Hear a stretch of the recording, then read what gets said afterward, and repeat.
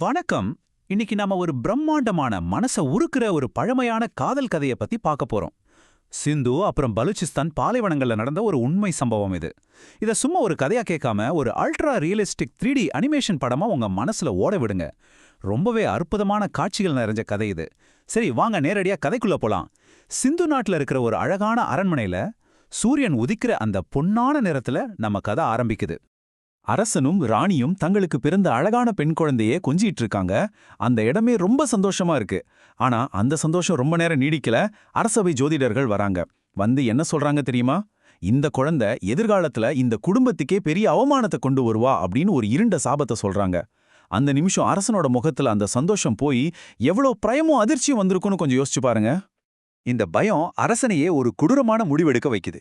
குழந்தை பிறந்த 2வது நாளே அவளை ஒரு மரப்பெட்டில வச்சு அந்தி சாயிற நேரத்துல ஓடுற நதியில விட்டுறாரு. நினைச்சு பாருங்க, பெத்த பொண்ணையே ஆத்துல விடுறது எவ்வளவு பெரிய கொடுமைன்னு. ஆனா விதி அவளுக்கு வேற ஒரு வாழ்க்கையே வச்சிருந்தது. தூரத்துல அந்த பெட்டி மிதந்து போறத ரொம்ப ஏழ்மையான ஒரு சலவை தொழிலாளி பாக்குறாரு. உள்ளே இருந்த குழந்தைய பார்த்ததும் அவருக்கு மனசு உருகிடுது. சசின்னு பேர் வச்சு அவளை தன்னோட சொந்த பொண்ணா வளர்க்குறாரு. காலங்கள் போகுது. 18 வருஷம் கழிச்சு ஒரு சாதாரண சிந்து கிராமத்துல நிலவையே வெட்கப்பட வைக்கிற அளவுக்கு ஒரு பேரழகியா சசி வளர்ந்து நிக்கிறா. அடுத்து பாலைவன இளவரசனோட வருகை, அதாவது மணல் தாண்டிய காதல் எப்படின்னு பாப்போம். இப்போ அப்படியே பலுசிஸ்தானுக்கு போவோம். அங்க இருக்கிற இளவரசன் புன்னு சசியோட அழகா பத்தி கேள்விப்பட்டு அவள பார்க்கணும்னு சுட்டெரிக்கிற பாலைவனங்களை தாண்டி வரான். இப்போ ஒரு விஷுவல் கற்பனை பண்ணிக்கோங்க.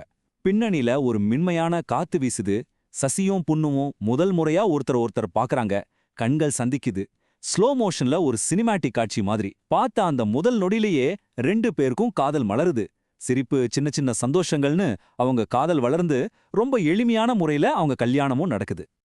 இந்த இடத்துல உண்மையான காதல்னா என்னன்னு பொண்ணு நமக்கு காட்டுறான் பாருங்க.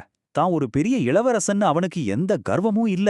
ஒரு சாதாரண சலவை தொழிலாளியோட பொண்ணுக்காக தன்னோட அரச அடையாளத்தை, பெருமைய, அந்த ஆடம்பர வாழ்க்கைய எல்லாத்தையும் தூக்கி போட்டுட்டு ரொம்ப சந்தோஷமா அவன் கூட வாழ ஆரம்பிக்கிறான். இதுதான் உண்மையான காதல், இல்லையா? ஆனா நில ஒளியில நடந்த ஒரு துரோகத்தால அவங்க வாழ்க்கையில ஒரு இருள் சூழு. பொண்ணோட குடும்பத்துக்கு, குறிப்பா அவனோட அண்ணன் தம்பிகளுக்கு இந்த கல்யாணத்துல சுத்தமா இஷ்டம் இல்ல. இப்போ ஒரு பெரிய முரண்பாட்டை கவனிங்க. ஒரு பக்கம் புண்ணுவும் சசியும் எந்த ஆடம்பரமும் இல்லாம காதலோட வாழ்ந்துட்டு இருக்கிற அந்த அழகான ரகசிய வாழ்க்கை. இன்னொரு பக்கம் கோபத்தோட, வஞ்சகத்தோட, நிலா வெளிச்சத்துல நள்ளிரவுல புண்ணோட குடும்பம் பண்ற அந்த துரோகம். காதலுக்கும் கௌரவத்துக்கும் நடக்கிற ஒரு பயங்கரமான மோதல் இது. அந்த சகோதரர்கள் எவ்வளவு ஈவு இறக்கமே இல்லாம திட்டம் போட்டாங்க தெரியுமா? முதல் படி, நள்ளிரவுல யாருக்கும் தெரியாம ரகசியமா வராங்க. 2வது படி, புண்ணுவுக்கு தெரியாம அவனோட மதுவுள்ள மயக்க மருந்த கலந்துடுறாங்க. அவன் ஆழ்ந்த தூக்கத்துக்கு போனதும் 3வது படி, மயக்கத்துல இருக்கிற அந்த உடம்ப அப்படியே தூக்கிட்டு ஒட்டகங்கள்ல ஏறி பாலைவனத்து வழியா பலுசிஸ்தானுக்கு கடத்திட்டு போயிடுறாங்க. சுட்டெரிக்கும் மணல். சசியின் விரக்தியான தேடல் இதான் அடுத்த கட்டம். விடியற் காலை ஆகுது.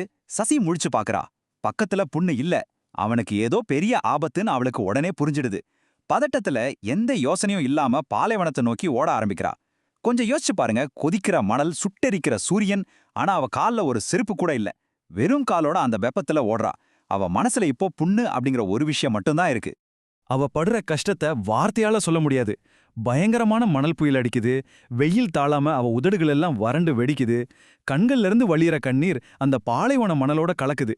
தாகம், பசி, உடம்புல கொஞ்சம் கூட தெம்பு இல்ல. ஆனா அதையெல்லாம் பொருட்படுத்தாம புண்ணுன்னு கத்திக்கிட்டே பாலைவனத்துல தொடர்ந்து போய்கிட்டே இருக்கா. இந்த இடத்த அப்படியே ஒரு அமைதியான சோகமான காட்சியா மனசுல வச்சுக்கோங்க. எத்தனையோ தூரம் ஓடியவளால அதுக்கு மேல அந்த வெயிலையும் தாகத்தையும் தாங்கவே முடியல. மெதுவா நிலை தடுமாறி அந்த மணல்லையே விழுகிறான். அவளோட இதய துடிப்பு கொஞ்சம் கொஞ்சமா குறையுது. கடைசி மூச்சுல கூட புண்ணு அப்படிங்கிற அந்த பேரை முணுமுணுத்துக்கிட்டே அவ உயிரை விடுறா. அந்த பாலைவன காத்துல ஒரு பெரிய நிசப்தம் பரவுது. இந்த கதை இதோட முடிஞ்சிடல. 2 நித்திய பாலைவன கல்லறைகள். இந்த துயரமான முடிவு எப்படி நடந்துச்சுன்னு பாப்போம். மயக்கம் தெளிஞ்ச புண்ணுவுக்கு தன்னோட அண்ணன் தம்பிகள் பண்ண துரோகம் தெரிய வருது. வெறி பிடிச்ச மாதிரி திரும்ப பாலைவனத்தை நோக்கி ஓடி வர்றான்.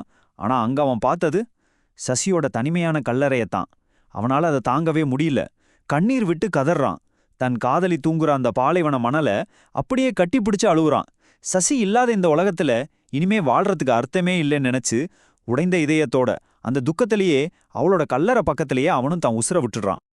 இந்த காவியத்தோட முடிவுல சூரியன் மறையிற அந்த பொன்னிற ஒளியில முடிவே இல்லாத அந்த பாலைவனத்துல அருகருகே இருக்கிற அந்த 2 கல்லறைகளையும் நாம ஒரு வைட் ஆங்கிள் தூரத்துல இருந்து பார்க்கும்போது மனசுக்குள்ள ஒரு பெரிய கேள்வி வருது.